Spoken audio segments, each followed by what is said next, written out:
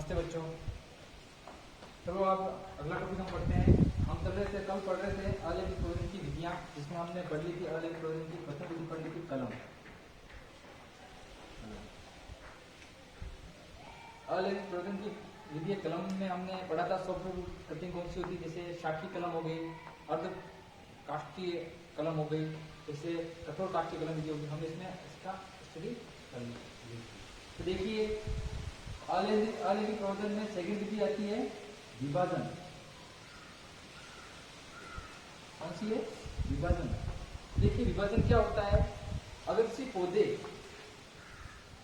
की शाखा, कई पौधे की शाखा भूमि के संपर्क में आने से अगर एक नया पौधा बनता है तो उसका हम अध्ययन करते हैं विभाजन में। किसमें करते हैं? विभाजन में। जैसे देखिए कोई भी पौधा है, किसी मिट्टी के संपर्क में आने पर अगर वहाँ फुटान होता है, नया पौधा बनता है, तो उसका अध्ययन हम विभाजन में करते हैं। तो देखिए ये भी 4 प्रकार का होता है विभाजन। तो देखिए विभाजन ये होते हैं घ्राणस, क्या कहते हैं हम? ऊपरी पुष्टारी,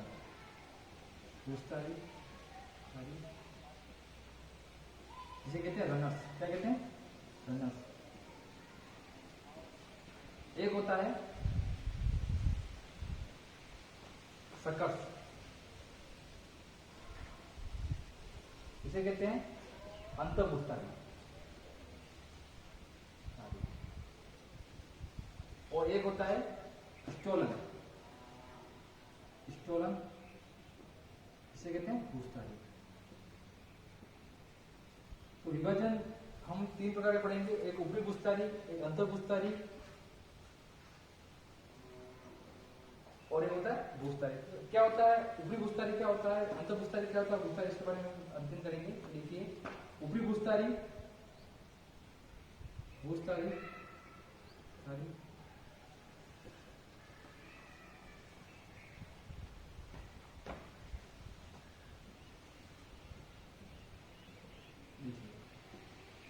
सर्वप्रथम ऊपरी भूस्तारी क्या होता है, अगर कोई पौधा है उसकी जो शाखा है वह मिट्टी के संपर्क में आने पर, तो देखिए ऊपरी पुष्टारी जो मिट्टी के संपर्क में आने पर,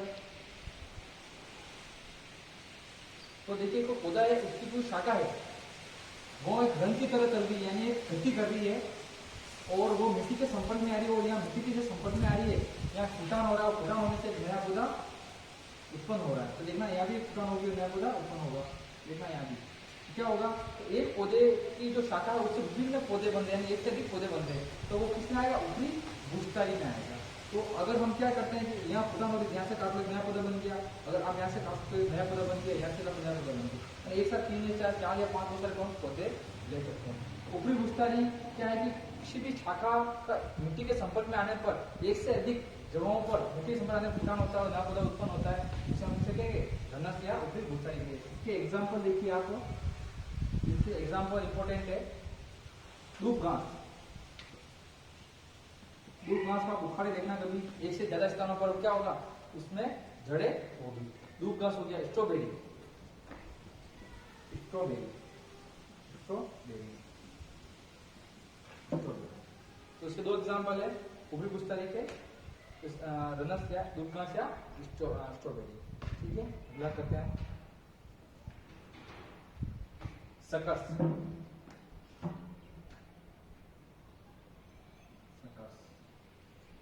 ये अंतर्भूस्तारी,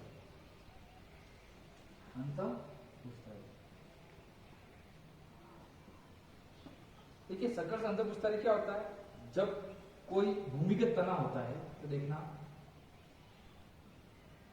कोई भूमिगत तने से अंत यानी अंदर की ओर कोई भूमिगत तना है, जैसे जड़ से नीचे भूमिगत तना है, वहां से अगर कोई फुटान होती है और एक नया पौधा उत्पन्न होता है, तो हम किसमें अंतर्भूस्तारी कहेंगे। तो देखना आप कभी भी आपने देखा केला देखा होगा, केला देखा होगा, तो उसके देखना भूमिगत तने से एक फुटान उत्पन्न होती है और उससे नया पौधा उत्पन्न होता है। तो इस प्रकार जब भी वो भी फुटान भूमिगत तने के अंदर से उत्पन्न हो रही है और नया पौधा बन रहा है, तो हम किस श्रेणी में आएगा? अंतर्भूस्तारी श्रेणी में आएगा। जैसे केला देख लो, खजूर देख लो, बांस देख लो, सागवान, ये किस श्रेणी के हैं? सब अंतर्भूस्तारी की श्रेणी में। तो सकस में क्या होता है कि जो अंतःभूस्थाली, जैसे इसमें भी हो रहा है, भूस्थाली हो रहा है, ऊपर की तरफ जा रहा है, इसमें क्या अंतःभूस्थाली से यानी भूमिगत तने से एक फुटान हो रही है, नया पौधा उत्पन्न हो रहा है, तो किस श्रेणी में आएगा? अंतःभूस्थाली। इसके एग्जाम्पल है केला, खजूर, बांस और सागवान।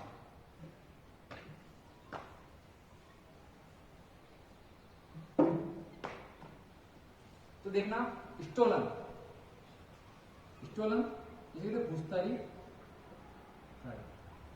इसको हम समझेंगे स्टोलन किसे कहते हैं। तो देखना, अब कोई शाखा है, कोई पौधा है, इसकी जो शाखा है, जो शाखा गई, उसका जो शीर्ष भाग है वो मृदा के संपर्क में आया, जो वो शाखा है उसका जो शीर्ष भाग है वो मृदा के संपर्क में आया, और देखना शीर्ष भाग हमेशा खुली होती है, और जब ये मृदा के संपर्क में आया तो यहाँ से फूटान उत्पन्न हुआ, यहाँ से नया पौधा उत्पन्न हुआ, और हम क्या करेंगे, जब ये नए फूटान होते नया पौधा उत्पन्न होते यहाँ से हम इसको काट देंगे। तो आप देख सकते हो कि स्टोलन में क्या होगा, भूस्थाली में क्या होगा, इसका शीर्ष भाग जहां मिट्टी के संपर्क में आएगा वहां से फूटान उत्पन्न होगी और वहां से नया पौधा उत्पन्न होगा। तो स्टोलन और रनस में अंतर क्या है?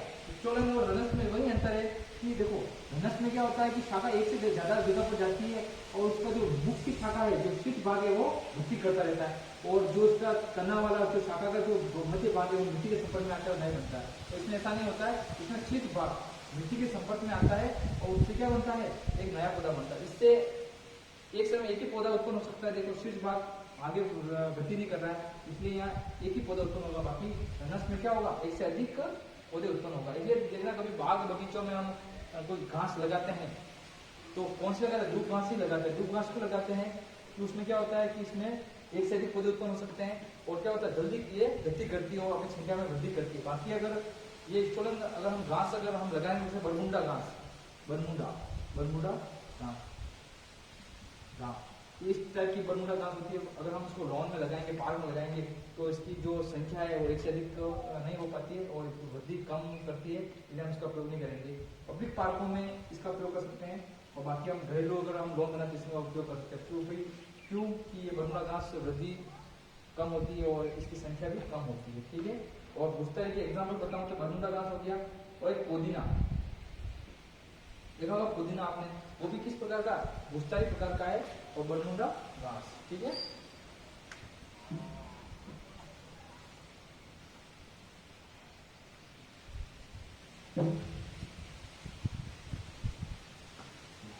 तो आज हमने विभाजन के बारे में सेकेंड वीडियो में हमने पढ़ा था विभाजन कितने प्रकार का होता है, ऊपरी भूस्थाली, सकस और स्टोलन।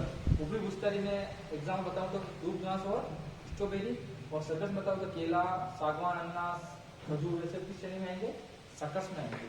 और स्टोलन में क्या है, इसमें आएंगे पुदीना और बरमुंडा घास। अब हम विभाजन का अगला अध्ययन करते हैं। देखिए अगला, एक तो कलम हो गई, और सेकेंड कौन सा हो गया, विभाजन हो गया। तो अलग ही विभाजन की वीडियो में फर्स्ट हमने कलम पढ़ा, विभाजन का थर्ड पढ़ते हैं हम रूपांतरित कल में, रूपांतरित कल में देखना। अलग विभाजन की तीसरी विधि है रूपांतरित कल में। क्या होती है रूपांतरित कल में, देखिए रूपांतरित कल में, देखिए इसको मैं चार भागों में बांटता हूँ। रूपांतरित करने क्या होता है, ध्यान से देखिए।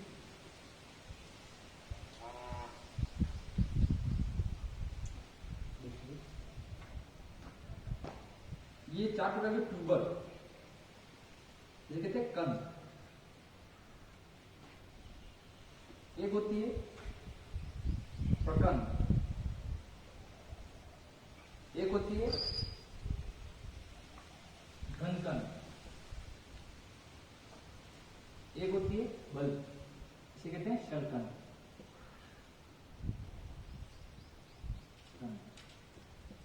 तो रूपांतरित कल में हम किसी तरह कहते हैं कंद। आप देखा होगा कि जैसे आप आलू, भूमिगत, देखो आलू है, देखिए आलू, ये आलू है, ये किस श्रेणी का है, ट्यूबर श्रेणी का है। क्या है, ट्यूबर श्रेणी। जो कंद है वो क्या है, एक आलू है। देखना इसमें क्या होता है कि भूमिगत तना है, क्या है, भूमिगत रूपांतरित तना है। और ट्यूबर में रूपांतरित तन में किसे होते हैं, भूमिगत रूपांतरित तना होता है। देखा, भूमिगत रूपांतरित तना। आलू अगर प्रश्न पूछे कि आलू कौन सी अलग प्रबंध में यूज करते हैं, तो उसमें क्या है, ये भूमिगत तना है। आलू क्या है, भूमिगत तना है, ठीक है, और एक ट्यूबर कंद है। तो देखा इसमें क्या होता है, इसमें देखो अवस्थानिक कलिका होती है, बहुत जगह क्या होती है, अपस्थानिक कलिका होती है। और अपस्थानिक कलिका से हम ये भी लेने में आंख होते हैं, क्या कहते हैं, आंख। ये रियल में होती है क्या, अपस्थानिक कलिका होती है, अपस्थानिक कलिका।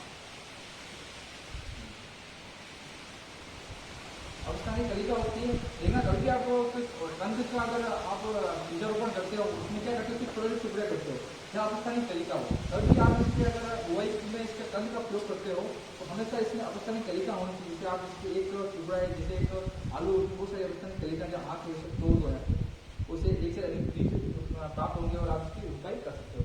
तो कंद में कौन कौन से आते हैं, इसके एग्जाम्पल देखिए। एक तो आलू, आलू कसावा, साबुदाना होता है ना, वो कसावा, एक शकरकंद, कंद, इनके एग्जाम्पल। तो रूपांतरित कलम में कौन सा ट्यूबर होता है, कंद, आलू। आलू में प्रथम कलिका होती है और अपस्थानिक कलिका होती है, उसे हम आँख कहते हैं, और उसी से हम इसके बीज के लिए उपयोग करते हैं। सेकंड है प्रकंद। प्रकंद क्या होता है, तो देखना प्रकंद आपने स्ट्रक्चर बना था उसकी प्रकंद की।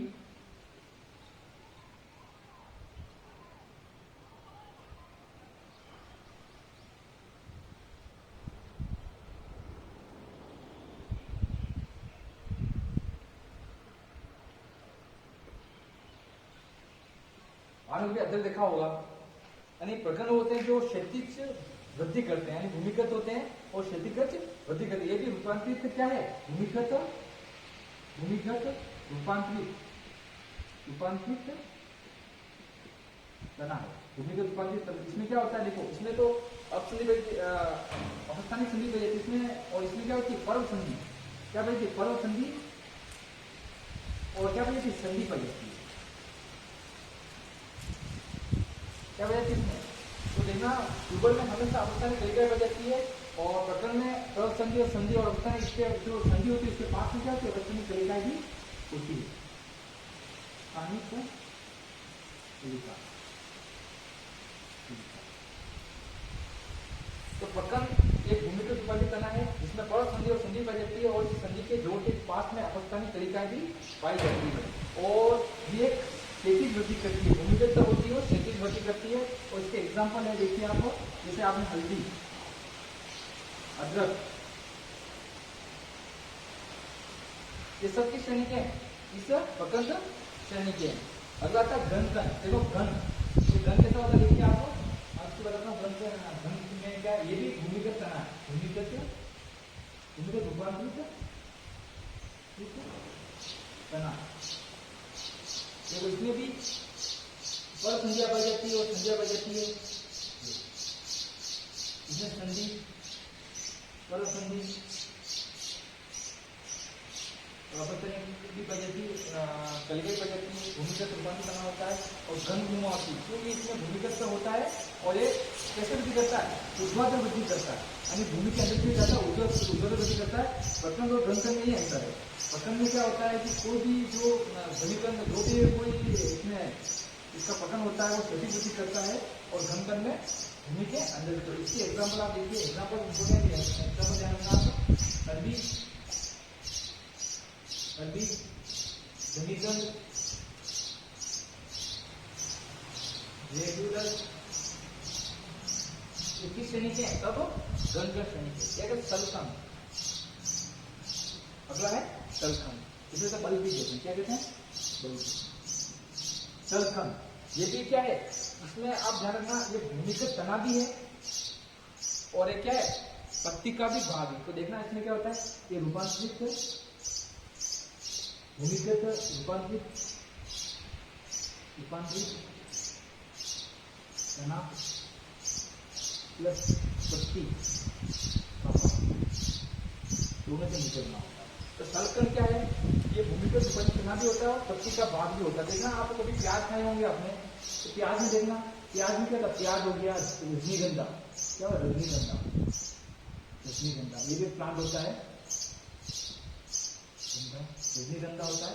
देखना प्याज और रजनीगंधा में देखना आपने कभी भी प्याज देखा होगा तो एक पत्तियों का ही अवशेष होता है, तो ऊपर क्या होता है, पत्तियों का ही एक होता है, उसको हम क्या कहते हैं। तो अगर प्याज और रंजीतता के संदर्भ में आ जाए तो किसका रूपांतरण है, तो ये किसका, पत्तियों का रूपांतरण, किसका रूपांतरण है, पत्तियों का रूपांतरण है। अगर हम लहसुन की बात करते हैं, लहसुन एकमात्र पत्तियों प्लस तने का रूपांतरित भाग है। क्या है, तने का रूपांतरित भाग।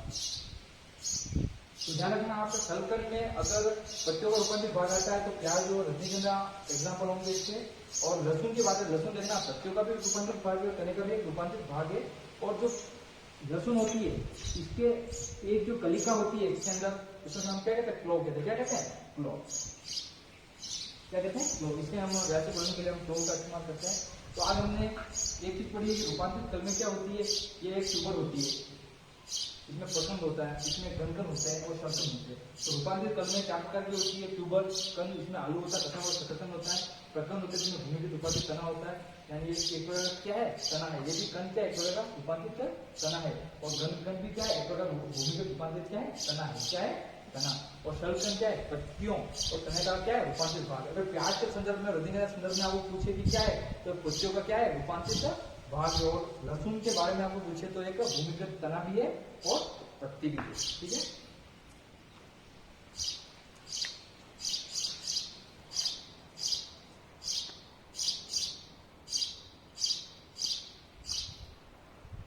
तो अगला छोटा सा टॉपिक हम क्लियर करते हैं। तो आज हमने रूपांतरित कलमों के विषय में पढ़ा है। एक छोटा सा हम टॉपिक ले लेते हैं। तो देखिए, अलग की वीडियो में हमने 3 विधि अभी तक पढ़ ली है। अब चौथी विधि है टिश्यू कल्चर। क्या है, उत्तक संवर्धन। उत्तक संवर्धन, उत्तक संवर्धन छोटा सा टॉपिक है, इसको कंप्लीट करते हैं। तो कलम हो गया, विभाजन हो गया, रूपांतरित कलमें होगी और उत्तक संवर्धन। तो उत्तक संवर्धन क्या होता है, देखिए उत्तक संवर्धन टिश्यू कल्चर। क्या कहते हैं, tissue culture, tissue culture, tissue culture. तो क्या होता है उत्तक संवर्धन, देखिए कोई भाग है, कोई पेड़ का कोई भाग है, जैसे पेड़ है, इसका कोई भाग हो सकता है। जैसे कोई भाग लेता हूं मैं, इसका तना लेता हूं, जड़ लेता हूं, पत्ती लेता हूं, इसका कोई भी भाग लेता हूं, उसको कहेंगे एक्स प्लांट। क्या कहेंगे, एक्स प्लांट। क्या कहेंगे, एक्स प्लांट। अब कोई भी पौधा है, उसका कोई भाग लेता हूं जिसमें तना, जड़, पत्ती होता है, उसको एक्स प्लांट कहते हैं। हिंदी में से कटोतक कहते हैं। क्या कहते हैं, कटोतक। तो कोई भी पौधे का कोई भाग है, जड़, तना, पत्ती, एक्स प्लांट जिस हिंदी में कटोतक कहते हैं, इसको मैं पेट्रिडिस। क्या होता है, पेट्रिडिस। इसमें किसका इस्तेमाल करते हैं, पेट्रिडिस का इस्तेमाल करते हैं।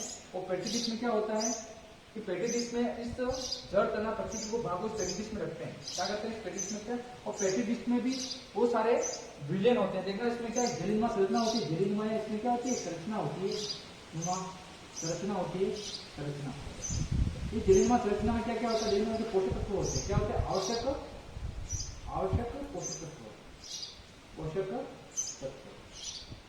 और एक क्या होता है, हार्मोन होते हैं। क्या होते हैं, हार्मोन, हार्मोन होते हैं, जैसे प्लांट ग्रोथ रेगुलेटर। कौन से हार्मोन है वो, हार्मोन कौन से, प्लांट ग्रोथ रेगुलेटर।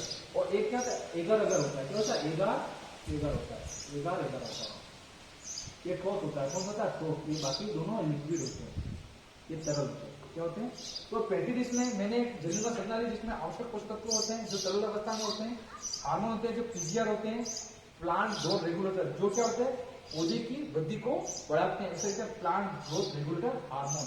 इसमें एगर एगर जो होता है, एगर एगर सवाल होती है, वो चीज जो ठोस होती है, इसमें इसका पूरा सॉल्यूशन और झिल्लिनुमा संरचना में होता है। ठीक है, इसमें देखो पीजीआर में हम हमेशा साइटोकाइनिन लेंगे। क्या लेंगे, साइटोकाइनिन, साइटोकाइनिन। उसके बाद लेंगे ऑक्सीजन। क्या लेंगे, ऑक्सीजन। तो पीजीआर मेनली हम इसमें जो हार्मोन का प्रयोग है साइटोकाइनिन करेंगे, क्योंकि साइटोकाइनिन क्या करता है, कोशिका विभाजन करता है। और ऑक्सीजन क्या करता है, वानस्पतिक वृद्धि को बढ़ाता है। ठीक है, तो हमने क्या किया, जड़, तना, पत्ती को उस पेट्रिडिस में रखा, और पेट्रिडिस में रखा और कृत्रिम वातावरण में, कृत्रिम वातावरण में, और एक पूरा क्या हो गया, ये सब मिलाकर झिल्लिनुमा संरचना से मेरे करीब मिलेगा, सर्वोदित माध्यम हो गया। क्या हो गया, सर्वोदित माध्यम हो गया, माध्यम।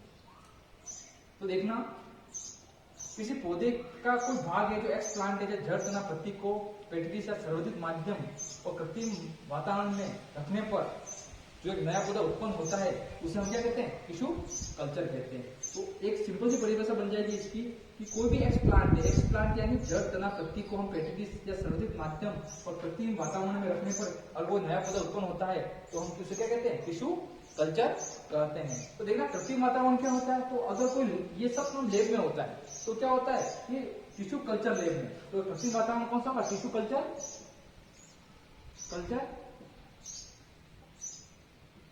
लेब। ये क्या होगा, टिश्यू कल्चर लेब में कृत्रिम वातावरण उत्पन्न कर सकते हैं। तो देखना एक प्रश्न और आता है कि एक्स प्लांट जिसे जड़ तना पत्ती या एक्स प्लांट की वह क्षमता जिससे एक नया पौधा उत्पन्न होता है उसे हम क्या कहते हैं, टोटीपोटेंसी। क्या कहते हैं, टोटीपोटेंसी। तो देखो टिश्यू कल्चर क्या होता है, मैंने आपको स्पष्ट बताया है कि जो पौधा है कि वो भाग है, जो तना जड़ पत्ती है या एक्स प्लांट भी कहते हैं, उसे हिंदी में इसको पतत्र कहते हैं, उसको हम संवर्धित माध्यम में रखते हैं। संवर्धित माध्यम किसका बना होता है, पोषक तत्व हार्मोन और एगार का बना होता है और कृत्रिम वातावरण पर रहकर एक नया पौधा उत्पन्न होता है, इसे हम क्या कहते हैं, टिश्यू कल्चर। और उस एक्स प्लांट उत्पत्ति या जड़ या तने पत्ती की वह क्षमता जिससे एक नया पौधा उत्पन्न हो रहा है उस क्षमता को हम क्या कहते हैं, टोटीपोटेंसी कहते हैं। और हिंदी में सीधे पूर्ण सशक्तता कहते हैं। क्या कहते हैं, पूर्ण सशक्तता कहते हैं। तो देखा टिश्यू कल्चर हम उपयोग क्यों करते हैं, एक छोटे से भाग से नया पौधा बनाया, टिश्यू कल्चर उपयोग क्यों करते हैं, तो देखना वायरस रहित पौधे उत्पन्न करने के लिए, क्या वायरस रहित पौधे अगर उत्पन्न करने हैं हम किससे करेंगे, उत्तक संवर्धन टिश्यू कल्चर से करेंगे। तो देखना भारत में अगर सबसे ज्यादा टिश्यू कल्चर किस पौधे में अपनाते हैं, तो केले में। किसमें, केला। अगर बात करें तो फल में केले में और फूलों में कहते हैं तो फूलों में ऑर्किड के फूलों में, किसमें, ऑर्किड के फूलों में हम किसका, टिश्यू कल्चर का हम प्रयोग करते हैं। अगर राजस्थान के शब्द में पूछूं कि राजस्थान में टिश्यू कल्चर का शब्द प्रयोग किसमें करते हैं, खजूर में करते हैं। किसमें करते हैं, खजूर में करते हैं। तो टिश्यू कल्चर क्यों करते हैं कि वायरस रहित पौधे उत्पन्न करने के लिए हम इसका प्रयोग करते हैं और अच्छी विधि है। और केला ऑर्किड केले में और फूलों में ऑर्किड में करते हैं और राजस्थान से अधिक हम किसका करते हैं, खजूर में करते हैं। तो टिश्यू कल्चर की राजस्थान में वो 3 लेब है, एक है गंगानगर, एक है झालावाड़, एक है जोधपुर। ठीक ना, यहाँ तो दोनों, एक तो गंगानगर और इसमें तो तीनों पर करते हैं टिश्यू कल्चर, और झालावाड़ में संतरे पे करते हैं, संतरा, और जोधपुर में खजूर पर कर रहे हैं। किस पे कर रहे हैं, खजूर पे। तो गंगानगर झालावाड़ में तीनों संतरा पर करते हैं और जोधपुर में खजूर पे हम इसका टिश्यू कल्चर करते हैं। तो आप लोग समझ में आए टिश्यू कल्चर किसे कहते हैं, टिश्यू कल्चर की परिभाषा, पूर्ण सशक्तता किसे कहते हैं, टिश्यू कल्चर क्यों अपनाते हैं। ठीक है, इस विषय हम करते हैं। ठीक है।